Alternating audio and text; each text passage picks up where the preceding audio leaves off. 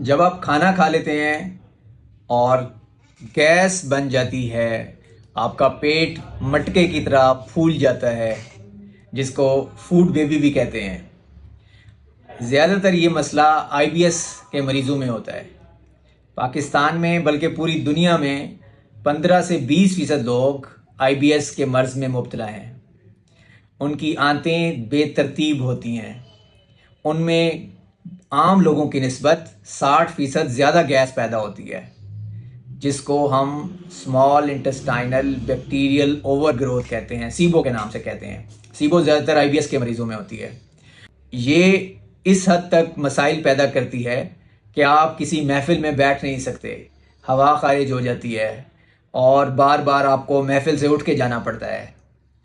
ہمیں لوگ بتاتے ہیں کہ ڈاکٹر صاحب ہمیں یہ مسئلہ 20 سال پرانا ہے، 10 سال سے یہ مسئلہ چل رہا ہے، ہم میدے والے کیپسول کھائی جا رہے ہیں لیکن پھر بھی ٹھیک نہیں ہوتا۔ در حقیقت میدے والے کیپسول کھانے سے یہ مسئلہ اور بڑھتا جاتا ہے، جس کو سیبو یا small intestinal bacterial over growth کہتے ہیں۔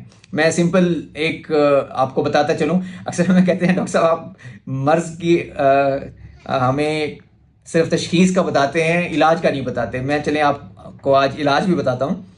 ملٹیپل اس کو ٹھیک کرنے کے طریقے ہیں۔ ایک دوائی جو سب سے زیادہ اس کے لیے مؤثر ہے اس کو کہتے ہیں ریفیکزامین۔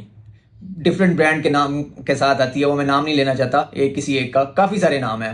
ریفیکزا ہے، نگزیف ہے، نیمگزا ہے، ریفاگٹ ہے، اس طرح بہت سارے نام ہیں، کوئی سی بھی آپ لے سکتے ہیں۔ ریفیکزامین اس کے اندر سالٹ ہوگا، 1200 ملی گرام تک آپ لے سکتے ہیں، اور 2 ہفتے آپ نے لگاتار لینی ہے۔ یوزلی 550 ملی گرام کی گولی آتی ہے، صبح دوپہر شام، آپ نے 2 ہفتے کے لیے مکمل کرنی ہے۔ اس کے بعد 2 سے 3 مہینے پرو بایوٹکس لینے ہیں۔ ہوتا یہ ہے کہ آپ کی آنتوں میں جو گڈ بیکٹیریا ہوتے ہیں، جو اچھے بیکٹیریا ہوتے ہیں، وہ نیچے چلے جاتے ہیں۔ جو بدماش قسم کے بیکٹیریا ہیں وہ جو بھی آپ کھانا کھاتے ہیں اس کو ہضم ہونے ہی نہیں دیتے۔ آپ کو وٹامن B12 کی کمی ہو جائے گی، آپ کو آئرن کی کمی ہو جائے گی، آپ کو نیوٹریشنل ڈیفیشنسیز ہو جائیں گی، کیونکہ سارا کا سارا کھانا وہ بیکٹیریا جو آپ بدماش قسم کے بیکٹیریا ہیں وہ کھا جائیں گے، آپ کے جسم تک وہ پہنچے ہی نہیں۔